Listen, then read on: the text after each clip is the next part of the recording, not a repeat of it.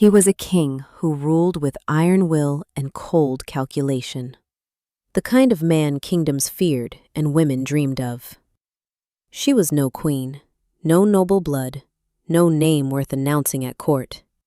Just a woman who knew every secret sealed behind every door in Thornwall, and kept them all without being asked. For 3 years, she stood closest to the throne, not beside it, but behind it, invisible the way shadows are invisible, always present, never seen. Then one late afternoon, in the library that smelled of beeswax and old parchment, she overheard 4 words that rewrote everything. Seraphine understands her responsibilities. She didn't cry. She didn't confront him. She simply set her quill down and disappeared into the mountain rain before midnight. But here's what no one expected. He came after her. Why would a king who never looked twice suddenly ride through the dark to find the woman he never once publicly claimed?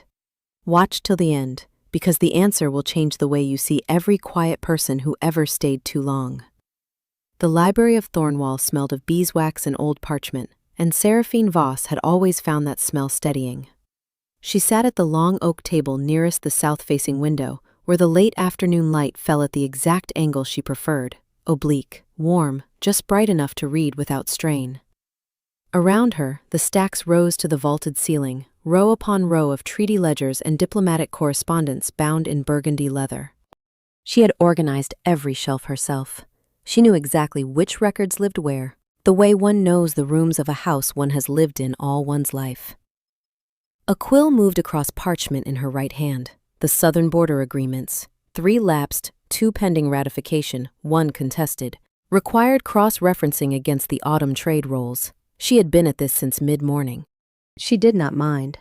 Seraphine was 24 years old, with dark hair she kept wound simply at the nape of her neck and eyes the color of the deep water in Thornwall's harbor, a gray-green that turned almost silver in direct light. She was not the kind of beautiful that made rooms go quiet. She was the kind of beautiful that people noticed on second or third glance, when they had stopped looking at the spectacle and begun looking at the person. She had a quality of stillness that others sometimes mistook for coldness. It was not coldness. It was the composure of someone who had learned early that rooms went better when she kept her feelings behind her teeth. She heard the door at the far end of the library open. She did not look up. The library had 2 entrances, the grand double doors on the north wall, through which scholars and clerks passed during working hours, and the smaller side passage off the corridor that she herself used most often. The footsteps coming from the north were 2 sets, one heavier than the other, neither hurrying. Council matters, she thought, and returned her attention to the document in her hand. The voices reached her before the words did, a low rumble she would have known anywhere, and a lighter voice she did not recognize. She turned a page, cross-referenced a date. The quill made a small, precise notation in the margin. Then the lighter voice said, "The council will expect an announcement before the winter season." And the lower voice replied, "The council will have it. The harvest ceremonies make an appropriate occasion." Seraphine's quill did not pause. "Not yet. And, forgive me, there is some talk among my father's household about a woman already close to the king." The air in the library did not change. The candles on Seraphine's table burned steadily. There was no wind. Then the lower voice, and she recognized the particular quality of it now, the way it flattened when he was making a practical calculation rather than a personal one, said, "Seraphine understands her responsibilities." The quill stopped, not because her hand shook. It did not shake. The nib rested against the paper without leaving a mark, because she had stopped pressing, because she had stopped breathing with enough force to make the hand steady. She looked down at the document on the table. The date at the top read the 3rd of September. The signature at the bottom was a strong, angular hand she had set in front of its owner herself that morning, smoothing the corner of the parchment as she placed it precisely at the left edge of his desk. Seraphine understands her responsibilities. The voices moved through the library. She heard them reach the far end, the section on historical alliances, which she had reorganized only last month. She heard the heavy doors on the north wall open and close. The library was quiet again. She looked at the candle nearest her right hand. The flame was straight. There was no draft. She sat like that for perhaps 10 full seconds, and then she set the quill down, lightly, without sound, the way one sets down a thing that has finished being useful. She did not cry. She did not press her hands to her face. She sat very straight, the way she had always sat, and looked at the tidy rows of documents she had spent the afternoon sorting, and felt something in the center of her chest seal itself closed with the quiet, final click of a well-fitted lock. Then she began to gather her work. She stacked the Southern agreements in order of urgency. She clipped the pending ratifications separately and wrote a brief notation, for Lord Brennan, priority before the harvest session. She straightened the stack until its edges aligned perfectly with the corner of the table. She capped the inkwell. When she rose and walked toward the side door, King Aldric von Thorne was just emerging with Lady Isolde Marchant through the double doors at the opposite end of the great library. He saw her. She was 30 feet away, half in shadow, moving toward the side passage with the unhurried step of someone finishing a long afternoon's work. "Seraphine!" She did not turn around. It was the first time in 3 years that she had not. The candle in her room had burned a 1/4 inch lower by the time she finished the bequeathal list.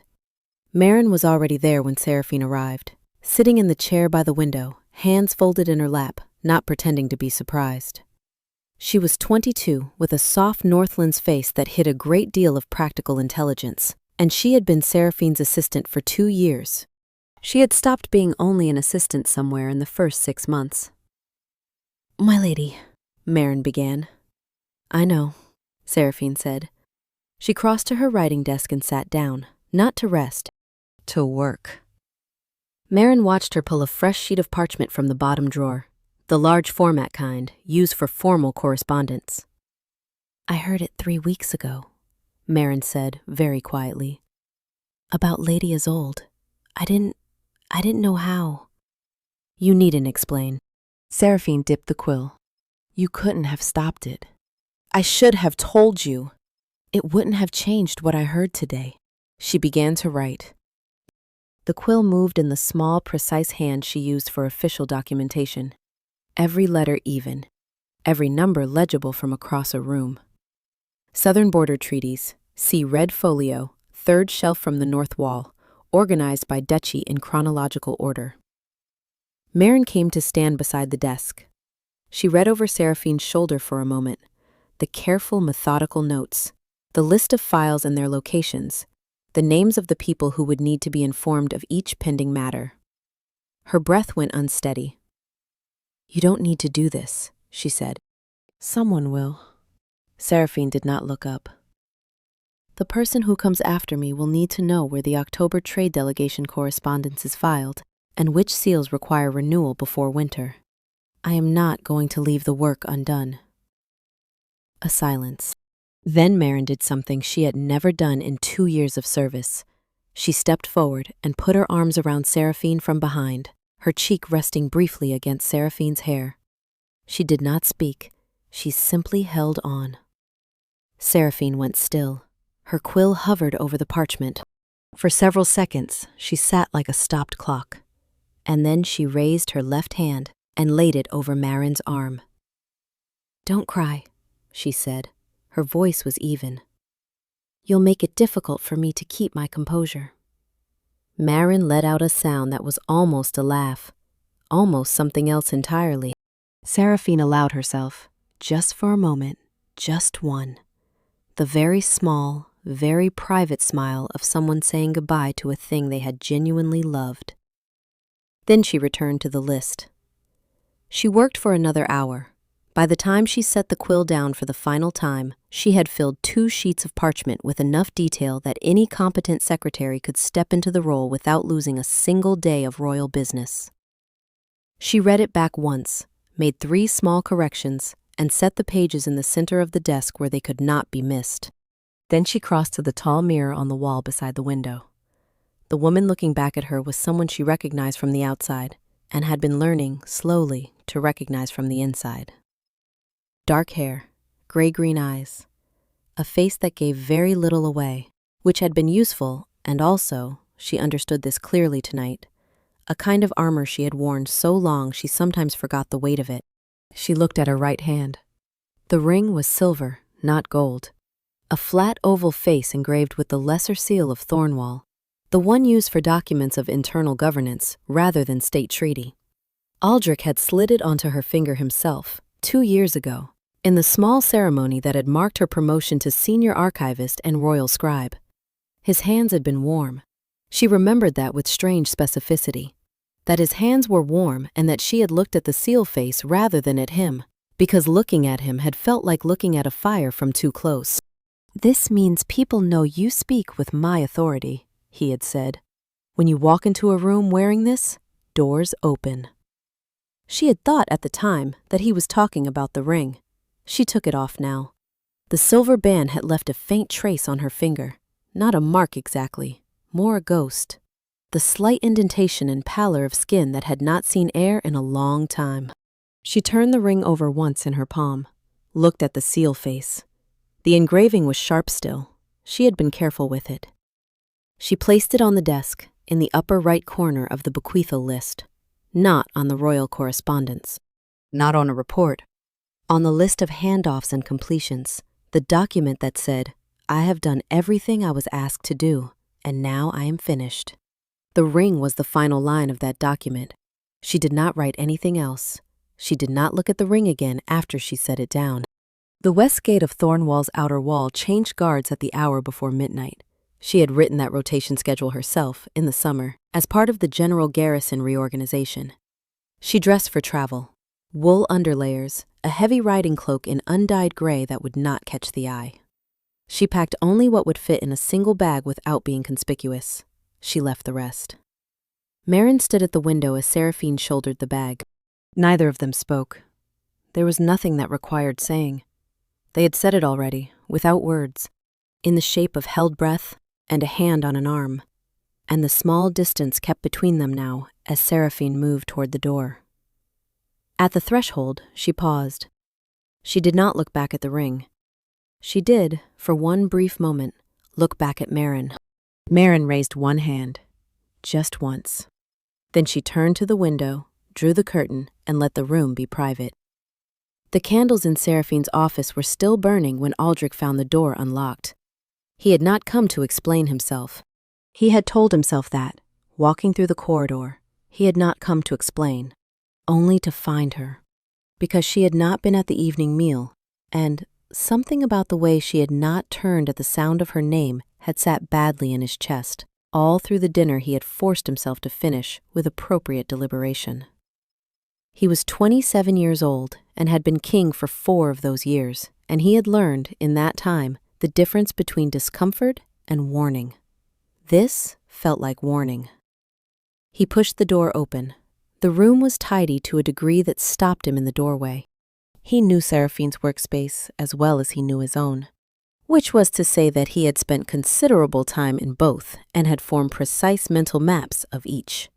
He knew the particular organized chaos of her active projects, stacks at different heights, color-coded markers, the way a half-finished annotation would sit open on the left side of the desk while 3 reference files fanned out on the right. He knew the room in motion. This room was at rest. Every document stacked flush. Every file labeled. A list in her small, exact handwriting sat in the center of the desk, and at its upper right corner, catching the candlelight, a silver ring. He crossed to the desk in 4 steps. He read the list. He picked up the ring. It was warm, residual warmth from her hand or from the candle. He could not determine which, and the uncertainty was somehow worse than either answer. He was still standing there when Lord Brennan Ashe came through the door. Brennan had served the throne since before Aldric could walk. He was 60, gray-bearded, with the particular expression of a man who had watched too many kings make avoidable mistakes and had resigned himself to watching this one too. He took in the room in a single, practiced glance, the tidy desk, the bequeathal list, the ring in Aldric's hand, and the expression did not change, because it had already accounted for this. "Your Majesty," he said. Then, "I received a notification from Seraphine at the evening hour. She copied me on the handoff for the October delegation." It was very thorough. When did she leave? I don't know, but she took the time to write 2 pages of notes before she did. Brennan stepped further into the room, looked at the desk, looked at the ring. That tells you something. Aldric said nothing. The kind of person who leaves in anger, Brennan said, in the tone he reserved for truths he had decided needed to be stated plainly, doesn't spend an hour making sure their successor knows where the trade files are. That's enough. I don't think it is, actually.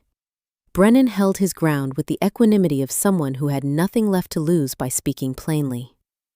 She's been in this palace for 3 years. She has never once left work unfinished. Not once. And tonight she spent her last hour here making sure someone else could finish it for her. That, Majesty, is not a woman who left in anger. He paused. That is a woman who decided. The word landed in the room and sat there. Aldric found Merrin in the servants' corridor, not hiding but not presenting herself either. She was standing by the wall, arms folded, with the look of someone who had spent the past several hours keeping their feelings at a precise, functional distance. She did not curtsy. Did she say anything? He asked.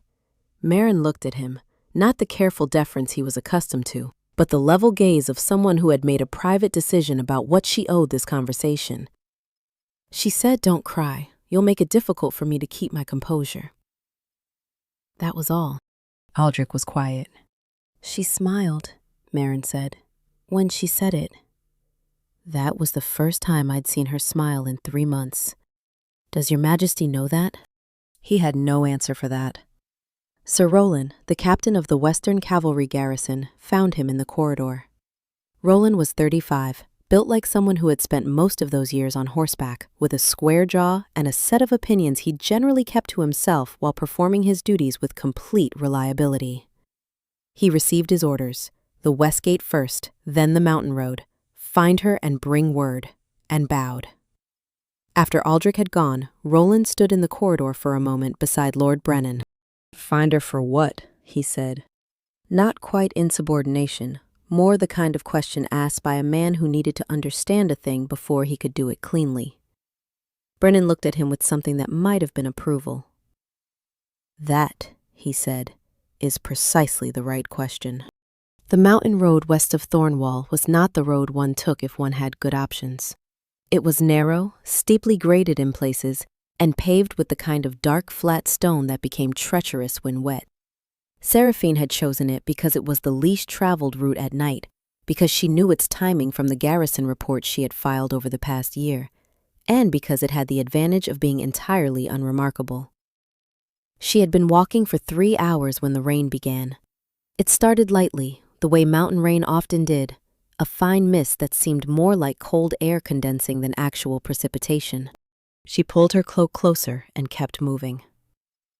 The road narrowed at the second switchback, and the stone here was older, the surface worn smooth by centuries of weather. She found the rhythm of it. 3 steps, read the stone ahead, adjust, 3 steps more. She did not think about the library. She did not think about the ring on the desk. She thought about the gradient of the road, and the sound of her boots on wet stone, and the question of how far the next settled village was, which she had calculated at approximately 6 miles before she left. At the third switchback, she stepped on a stone that was not where she expected it. The shift was small, a fraction of an inch, but on a wet surface, at night, with a bag over one shoulder changing her center of gravity, it was enough. Her left foot caught. She brought her right hand down hard against the road to stop the fall. The stone edge caught the heel of her palm. She sat back on her heels and held the hand up in the gray darkness. Blood, slow and dark. Not the kind of wound that required alarm, but the kind that required attention. She pressed her palm against the inside of her cloak, the old trick, pressure before anything else, and sat on the side of the road and breathed. The rain was coming steadier now. The road ahead disappeared into darkness after 10 feet. Behind her, Thornwall was. She did not look behind her. "You're either bleeding or trying to," said a voice from somewhere to her left. She turned. A man stood at the road's edge, perhaps 8 feet away, where the road widened briefly before the next descent. He had not been there a moment before. or she had been too occupied with her hand to register his approach. He was tall, which registered first, then the dark traveling cloak, unadorned, then the fact that he was alone, with no horse visible and no attendants. In the thin light, she could make out the general structure of his face, strong-boned, with the kind of jaw that suggested the rest of the features would be equally uncompromising, but the details were shadow. "I'm fine," she said. "You're not." He stepped forward, unhurried, non-threatening in the specific way of someone who had nothing to prove in either direction. "You're pressing a wound against wool on a wet road. That's not fine, that's managing." She looked at him. He looked at her. The rain fell between them, soft and indifferent. "I don't need assistance," she said. He sat down on the stone wall that ran along the road's outer edge. Not looming, not crouching into her space, just sitting, with the ease of someone who had decided the conversation would take as long as it took. He unbuckled the bag at his hip, unhurried, and set it on the wall beside him. From it, he withdrew a roll of linen bandaging. He did not offer it. He simply set it on the wall and then looked out at the dark valley below, as though the question of whether she would accept help was entirely her business and he had no investment in the outcome.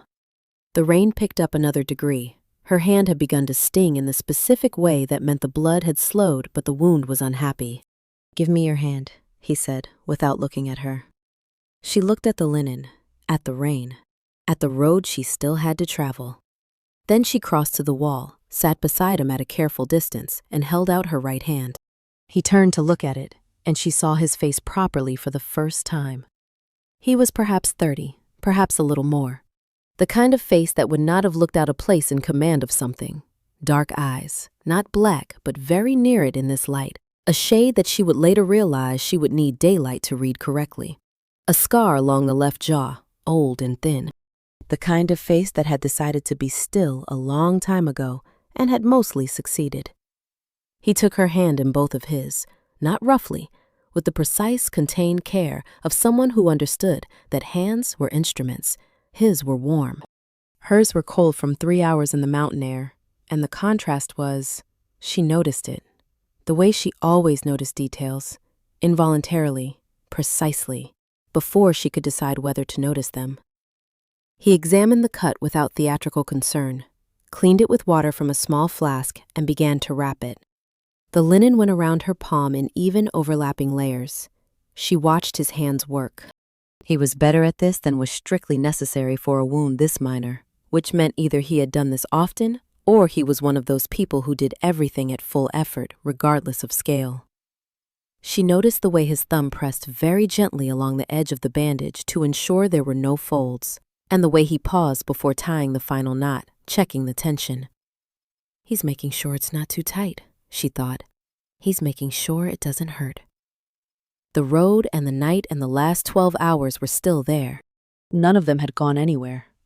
But in this specific moment, on this specific wall, with the rain falling and warm hands holding hers, something in her chest, not opened exactly, shifted slightly, like a door whose latch had been rusted in place for so long that no one had thought to test it. He tied the knot and did not immediately release her hand. She did not immediately pull it away. The distance between them on the wall was perhaps 4 inches, close enough that she could feel the warmth radiating from him where the cold was not. He looked up. His eyes, this close, were not quite black, more a gray so dark it lived at the edge of both colors. Unusual. She had the strange thought that she would not forget them. Then she had the secondary thought that this was not a relevant observation for the current situation.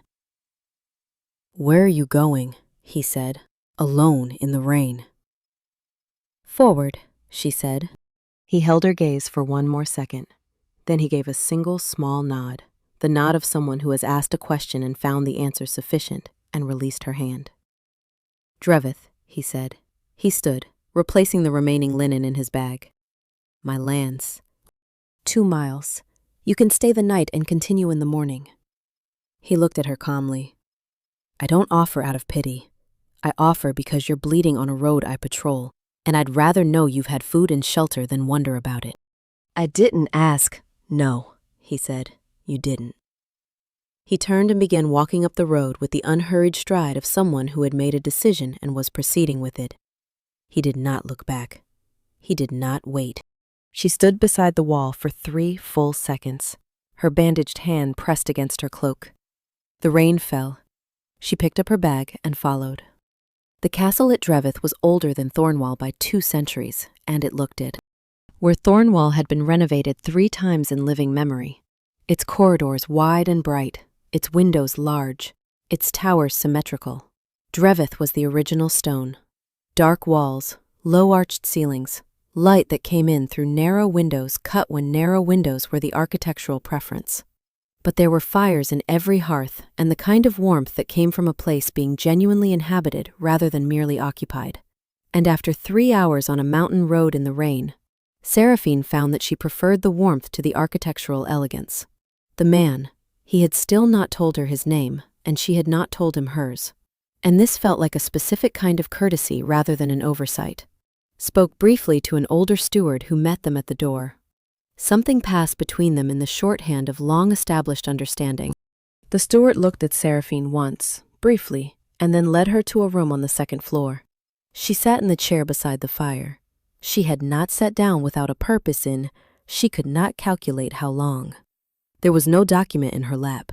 There was no list requiring her attention. There was only the fire and the warmth beginning to return to her hands, and the specific silence of a place where no one was waiting for her to be useful.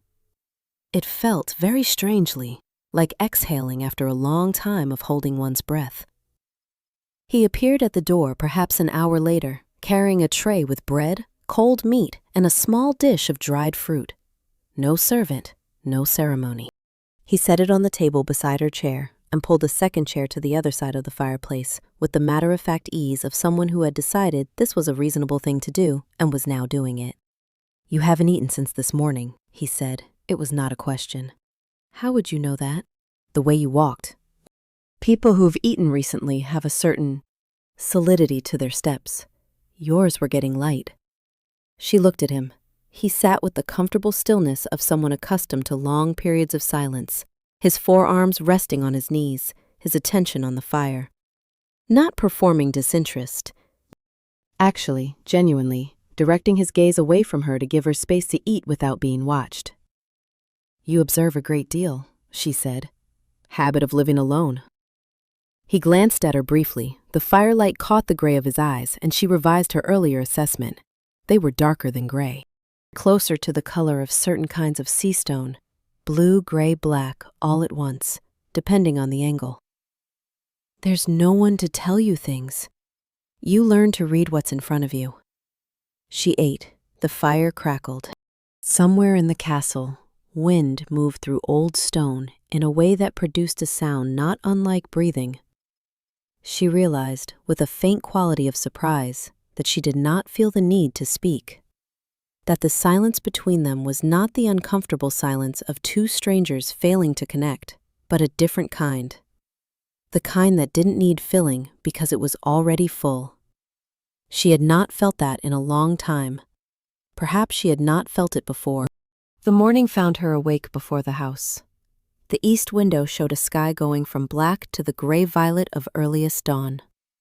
She dressed and packed her bag and went to the door with the reasonable intention of leaving before anyone else was up.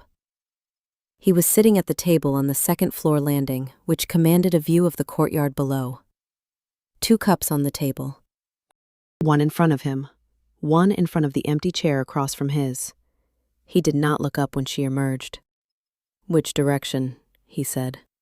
"I haven't decided yet." He pushed the 2nd cup toward the empty chair. "When you've decided, you can go." She stood in the doorway for a moment. Then she came and sat down and wrapped both hands around the cup, her bandaged right hand and her unbandaged left, and looked out at the courtyard below, where 2 stable hands were beginning the morning's work in the thin dawn light. The tea was dark and faintly bitter, the kind that northern households kept through winter for its warming properties rather than its subtlety. She had never particularly liked it. She drank it and felt something ease. "You had a ring," he said after a while. Not suddenly, the way one mentions a thing that one has been deciding whether to mention. She looked at him. A trace of it, he clarified with a glance at her right hand. The skin remembers things you stop wearing. She set the cup down. A seal ring. I returned it before I left. Betrothal ring? A ring of office. Sometimes that weighs more. He was quiet for a moment, then, do you regret it? She thought about the library. The candle flame burning straight in still air. The clean click of a lock closing inside her chest. She thought about the ring on the desk, beside the list that she had written with full concentration and absolute care, because she did not do anything halfway. I regret 3 years, she said. Not the ring. He turned to look at her fully then. The morning light was coming in from the east, and it caught the planes of his face differently than firelight or rain had done. Harder in some ways, less severe in others. He had a long face, with the particular quality of beauty that comes from structure rather than softness. She had the thought that he would look essentially the same at 50 as he did now. That was the kind of face it was. He said, "That's the answer of someone who knows exactly what they're grieving." She met his gaze. He did not look away. "It's the first time someone said that," she said, and did not explain what she meant, and found that she did not need to. He picked up his cup, looked at the courtyard. The stable hands below were leading a gray horse toward the trough.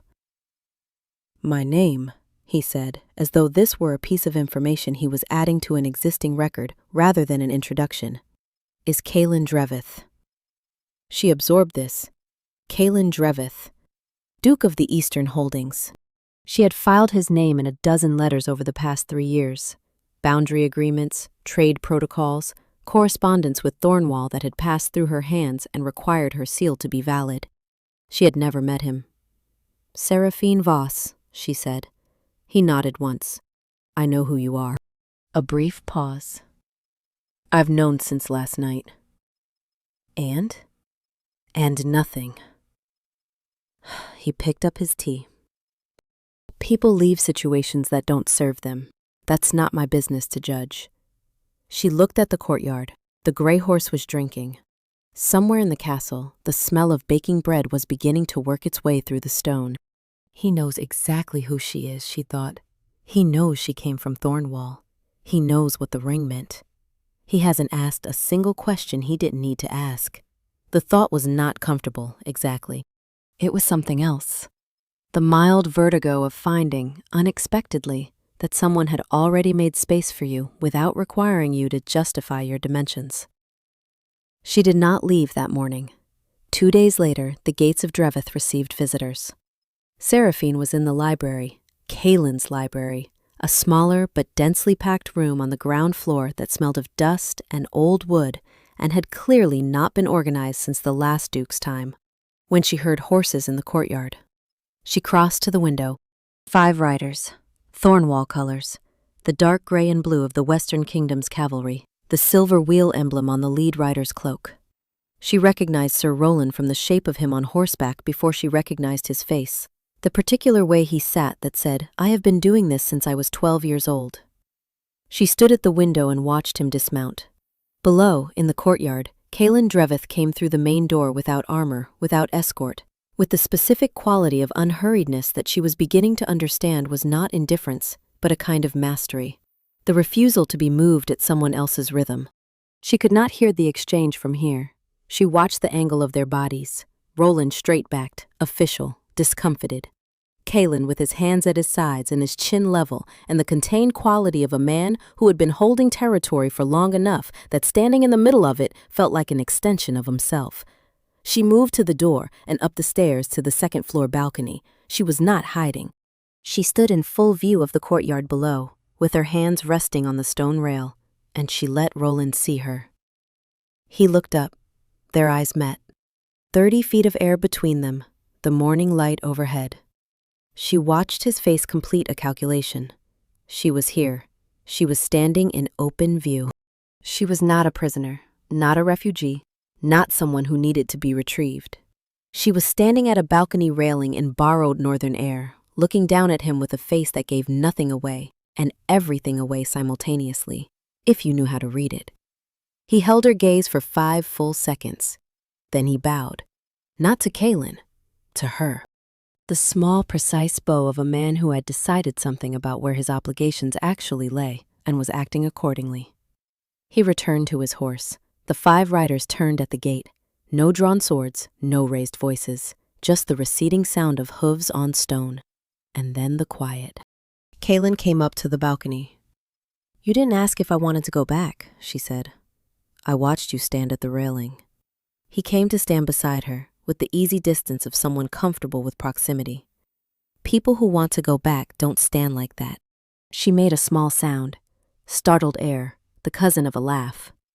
She had not made that sound in a while, and it seemed to surprise her as much as him. "How do they stand?" Leaning forward, like the body is already gone and the feet are deciding. He glanced at her. "You were planted." She looked out at the empty gate. The last sound of hooves had faded entirely. "Thank you," she said. "You didn't have to do that." "I know," he said. 2 words. But they meant, I did it because I chose to, not because I owed it to you. Not because your position required it, because I chose to. She understood this, with the precision she applied to everything she read. She heard both the thing said and the thing beneath it. She became aware, after a moment, that he was standing perhaps closer than he had stood before. Not intrusively. Not making anything of it. Simply closer. The warmth of him was a presence, the way a fire in a room is a presence, not demanding attention, but there. She did not step away. He looked at the horizon, not at her. "I'll have dinner brought to the library," he said. "If you're planning to keep dismantling the filing system." "Your filing system is a catastrophe." "I know. I've been ignoring it for 2 years." "Why?"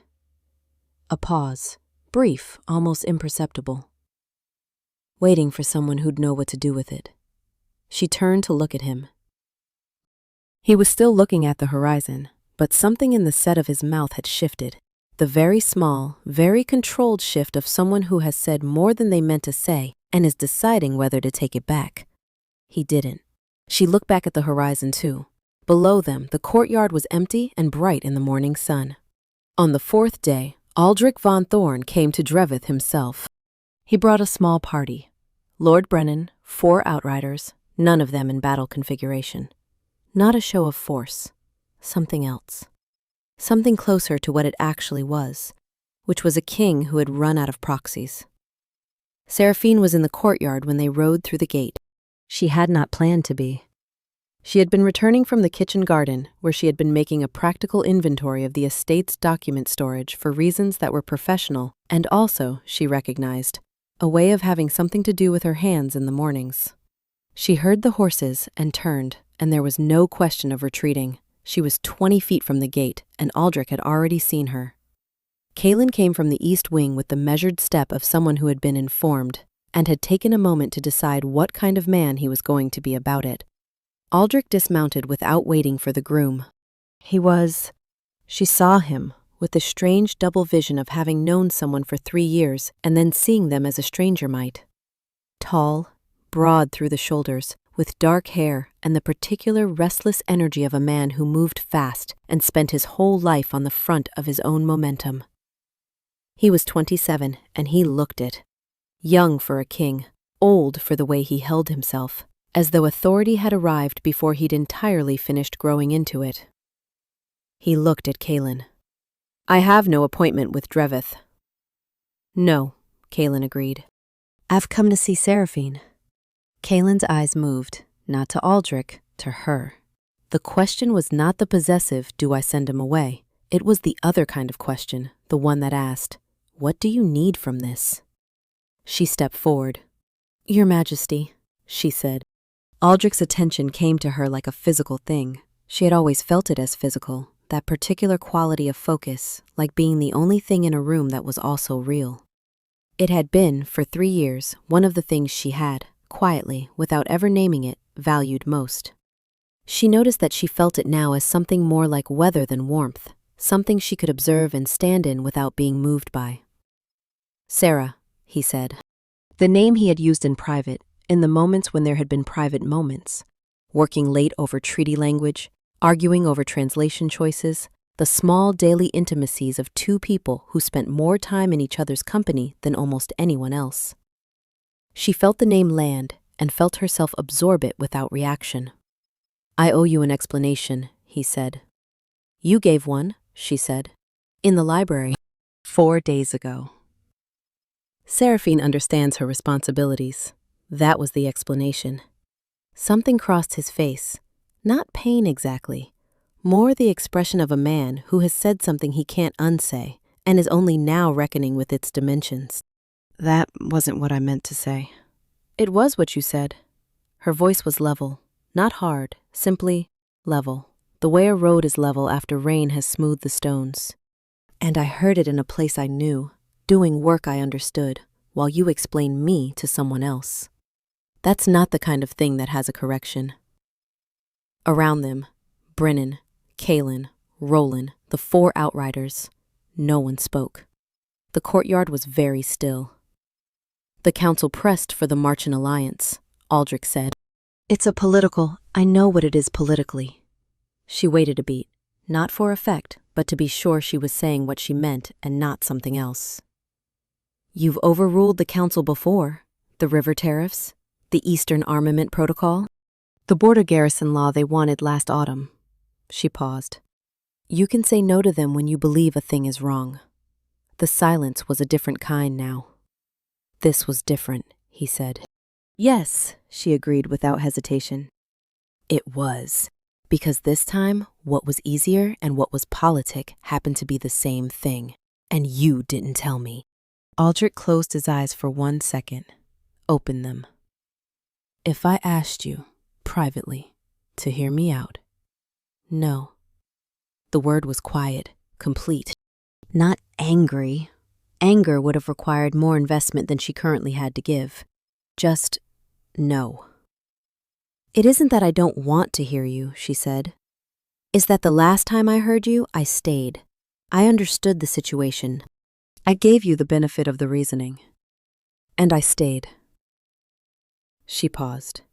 "I know exactly how that conversation ends. I have had it before, with myself, every morning for 6 months. I've made my choice." Lord Brennan, from behind Aldric's left shoulder, said nothing, but she saw his expression, and his expression said, "She is not wrong, and you know she is not wrong, and I am very sorry it took this to make you understand it." Kaelin had not moved from where he stood. He had made himself neither prominent nor absent, which was, she was beginning to understand, the specific quality of his intelligence. He created space without vacating it. Aldric looked at him. Something passed between them. 2 men of similar age, neither of them inexperienced, assessing each other in the way that certain conversations require. "This isn't your business," Aldric said.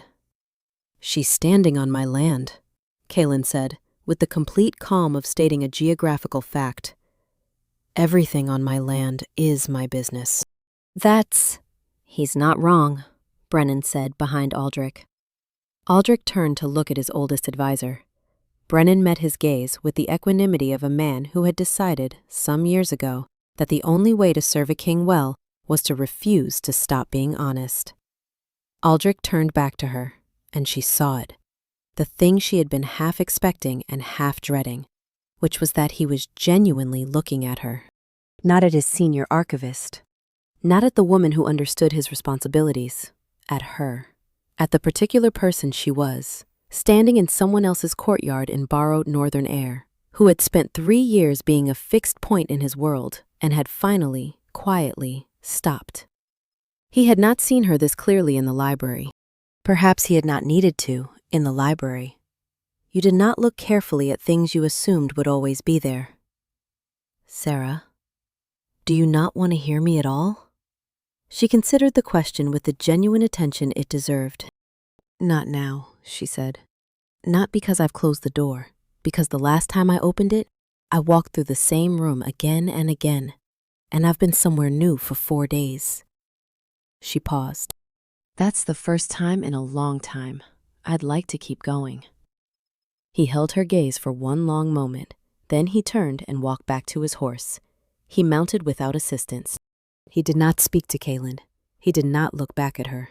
Or, he did, just before the gate, one brief glance over his shoulder, and she stood where she was and returned it. And then he rode through the gate and she watched the space where he had been, and then she looked at something else. The courtyard emptied. She stood in it for a moment after the last sound of hooves had gone and felt, not triumph, not loss, something more neutral than either. The feeling of a door that has been long and laboriously opened at last swinging shut, and the silence that follows being neither bad nor good, but simply the sound of one thing being finished. Kaelin came to stand beside her as the daylight was turning the courtyard stones from white to gold. "You didn't say the real thing," he said. "No." "Why?" She thought about it, not how to explain it, but whether to. She had spent 3 years explaining herself primarily through the completion of tasks, and this was different. This was the private architecture of a decision, and she found she wanted to be accurate rather than simply concise. "Because if I had said the real thing, he would have apologized for it," she said. "And I would have seen him hurt, and that would have been... It would have felt like a responsibility, my problem to solve." She paused. "And I would have stayed." He was quiet. "You still care about him," he said. Not an accusation, a simple observation, offered without any particular weight to indicate what he thought she should do with it. She did not deny it. Caring and choosing are different operations. The silence between them was thick with something that had no easy name, the particular quality of standing very close to someone, outdoors, in evening air, and knowing that neither of you is moving because neither of you has decided to yet. "Are you sorry?" he asked. "For any of it?" She looked at the gate. Beyond it, invisible now, the road ran west and then northwest and eventually came to Thornwall, where there was a desk with a bequeathal list and a ring she had left behind on purpose. "Ask me in the morning," she said. He glanced at her, not with surprise exactly, more with the look of a man who has asked a question and received an answer that tells him something he hadn't expected to learn. "You're not deciding." "For the first time in a long time," she said. "I want to be in something before I analyze it." He held her gaze for one moment. Then he looked at the gate too. They stood there in the evening until the light changed again, and he said nothing more, and she appreciated that with a depth she did not try to articulate. "Your library," she said eventually. "The document storage, the system I've been rebuilding. Which way does the reading room face?" He turned to look at her, and there was something in his expression, controlled but present, a small shift in the dark gray of his eyes that had to do with being looked at and being seen. "East," he said. "Morning light, is that?" "Good," she said. "I work better in morning light." He was quiet for 2 full seconds. "I should probably clear a second desk." "You should." "Before tomorrow?" "Before tomorrow," she confirmed. He nodded once. Then he turned toward the castle door. "The steward will know where the lumber is stored." She followed him inside. The reading room faced east, and in the early morning it was full of the particular gold-white light of northern autumn, low-angled, unhurried, the kind of light that made everything look like it had been there forever. Seraphine sat at the new desk Kaelin had had installed against the south wall.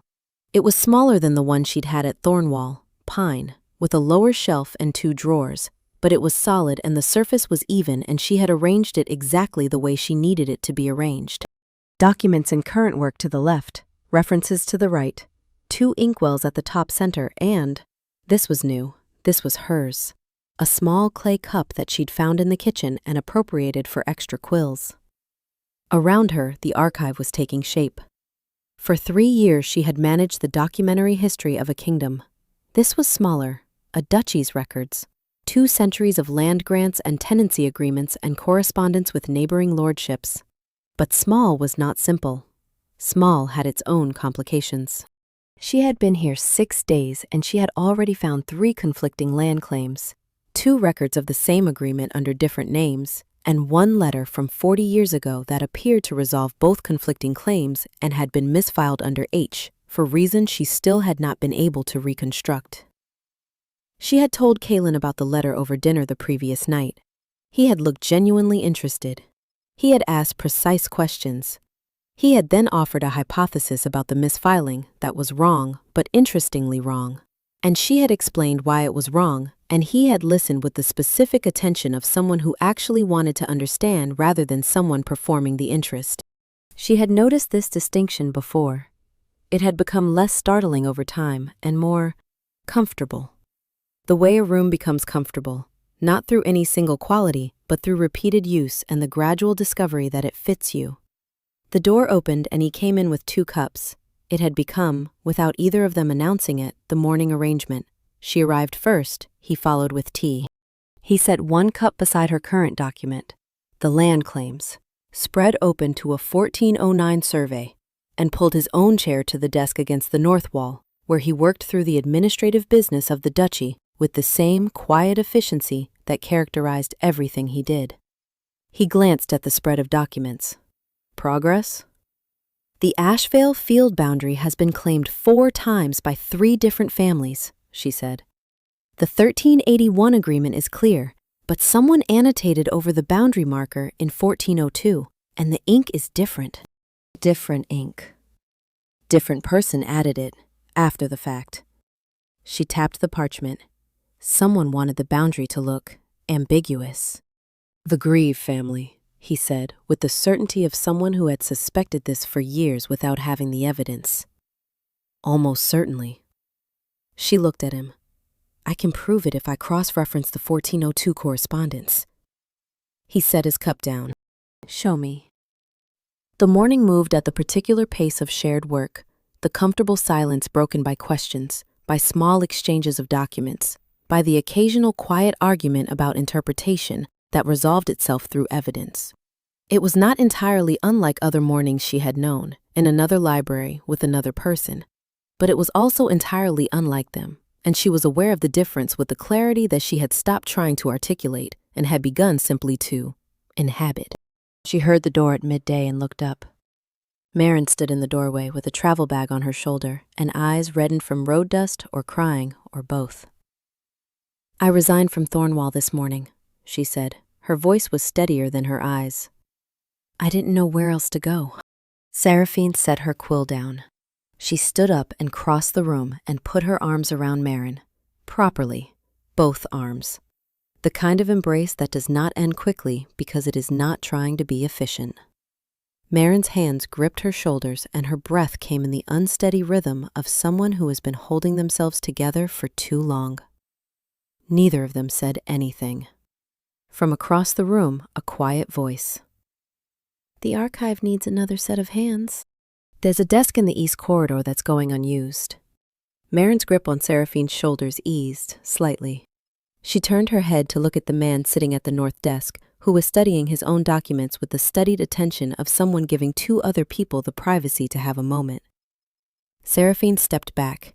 She looked at Marin's face and saw, not the girl who had spent 2 years perfecting the art of useful invisibility, but the friend who had held her from behind on the last night and said nothing, because nothing was the right language. East corridor, Seraphine said to Marin. I'll show you. In the late afternoon, she stood on the balcony. The light was going gold and long, the shadows of the eastern mountains beginning to reach across the valley. She looked west without having quite decided to. It was the direction she had come from. The body remembered these things even when the mind had moved on. Somewhere below the horizon, Thornwall stood. Its library, its great corridors, the desk where she had worked, and the chair she had sat in, and the ring she had left behind. She thought about all of it with the particular clarity of someone who has stepped far enough back to see the whole room. She did not want to go back. She had wanted to, she thought. For a long time, she had wanted a version of there that had never quite existed except in the space between what she hoped and what she was given. That version was gone now. The wanting that remained was for the possibility of it, which was a different kind of grieving, and also, she was beginning to understand, a kind of freedom. You could only let go of a thing you'd been holding, and she had been holding. She was not holding now. Kaelin came to stand beside her. He did not announce himself. She had heard his step in the corridor. He leaned against the railing at her side and looked out at the same valley she was looking at. A minute passed, then 2. On the road below, the mountain road, just barely visible at this distance, a single rider, moving slowly, coming from the west. She watched the rider. The distance was too great to recognize a face, but the shape was familiar, in the way that shapes associated with a person become familiar. The particular set of the shoulders, the way the horse was held. She knew the horse, too, a gray roan. "He knows you can see him," Kaelin said. "I know." "Do you want—" "No." The word came without hesitation and without harshness, just no. This was not the moment for more conversation about what had already been said and understood. The moment had passed. The door had shut. She watched the rider below. He had stopped. He sat still on the road for perhaps 30 seconds, a long time for a man who did everything at the front of his momentum. And then he turned the horse and rode back the way he had come. She watched until the gray roan was gone behind the shoulder of the mountain. The road was empty. The valley held the last of the light. She looked at the horizon for a moment longer. Then she turned away from it and walked back through the balcony door. Behind her, she heard Kaelin straighten from the railing. She heard his step on the stone following her in. She did not wait for him, exactly. She simply walked at a pace that allowed him to reach her side in the corridor before she turned the corner. They walked down the hall together without speaking. That night, she sat at her desk until the candles burned down. The first page of the new record book lay open in front of her. Not a bequeathal list, not a diplomatic document, not a report or a catalog or an annotation in the margin of someone else's work. Just a page. Hers. She dipped the quill. She wrote a single sentence. "Today is the first day I have not been waiting for anything." The door was open, the working habit of someone who spent long hours in small rooms and preferred the sound of a house that was awake. She heard a step in the corridor. Kaelin stopped in the doorway. He looked at the desk, at the open book, at the one line on the otherwise blank page. He read it. She could tell from the small pause, the slight shift of his attention. She did not turn the page. She did not close the book. He said nothing. He came into the room and sat in the second chair, the one that had been there since 2 days ago, which had no official reason to be there, and which they had both been pretending not to have noticed. He opened the evening correspondence that he had brought with him and began to read it. The candles burned. She dipped the quill again. At the bottom of the first page, small, she wrote, "The Duke is learning not to mislabel his correspondence. I have cautiously high hopes." From the other chair, without looking up, "I can see what you're writing from here." "I know," she said.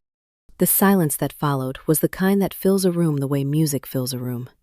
Not empty, not waiting to be filled. Already whole. She turned to the second page and began a new entry. Outside, the wind moved through the old stone corridors of Drevith with its peculiar sound like slow breathing, and the mountain night settled around the castle walls, and for the first time in a long time, she did not mark the hour by what had not yet come, but by what was already here. That was enough. It was, she thought, and this was new, this specific thought. This was a thought she was having for the first time. More than enough. There are people in this world who love without announcement. They don't ask for recognition. They don't demand to be seen. They simply show up, every morning, every deadline, every quiet crisis, and do the work. They remember the details no one else thinks to remember. They carry the weight of a room without ever being thanked for it. Seraphine Voss was one of those people. For 3 years, she stood at the edge of a king's world, not in the throne room, not in the portraits, not in the announcements read aloud to crowds. She lived in the margins. In the handwritten notations. In the files organized so carefully that everyone who used them forgot someone had organized them at all. And she loved, quietly, the way she did everything. A man who looked at her every day and somehow never quite saw her. That is not a story about a villain. Aldric was not cruel. He was not cold-blooded. He was simply the kind of person who mistakes presence for permanence, who assumes that the people who stay will always stay because they always have. He never asked her to be invisible. He just never thought to make her visible. And sometimes, that is enough to break something that cannot be repaired. The tragedy isn't the betrayal. The tragedy is that there was no single moment of betrayal. Only a slow accumulation of being almost seen, almost chosen, almost enough. And then one afternoon, 4 words in a library. Seraphine understands her responsibilities, not her heart, not her years, not her name spoken with any weight at all. Just her responsibilities, as though she were a function, not a person. She did not scream, she did not fight. She finished her work. She wrote the handover notes. She placed the ring beside the list she had made for whoever would come after her, and she walked out into the rain. That is the thing about quiet people. When they finally decide to leave, they leave completely. Not in anger, not in tears, in the terrifying calm of someone who has finally stopped waiting for something that was never going to come. And here is what this story asks us to hold. The person who stays the longest and asks for the least is not someone you can afford to take for granted. They are someone you should be fighting every single day to deserve. Not because they will threaten to leave, not because they will make noise about being undervalued, but because they won't. They will simply, one day, be gone. And the silence they leave behind will be the loudest thing you have ever heard. Seraphine didn't need to be a queen. She didn't need a crown or a title or her name in stone. She needed one thing: to be seen. Not as a responsibility, not as a convenience, but as a person someone chose. She found that, eventually, in a quieter place, with a man who never promised her anything except the truth, and kept it. Some people come into your life like storms, loud, consuming, impossible to ignore. And some people leave like the tide going out at dawn, so gradually you almost don't notice, until the shore is empty and you are standing in the cold, wondering how long the water has been gone. Pay attention to the quiet ones. They are already keeping count of the things you forget to say. If any part of this story felt familiar, if you've ever been the one who stayed too long, loved too quietly, or finally chose yourself, drop a comment below. Tell me which moment hit the hardest. I read every single one, and your words are genuinely why I keep making these. And if this story meant something to you, a like and subscribe costs nothing, but it means I get to keep telling stories like this one. Thank you for being here, truly.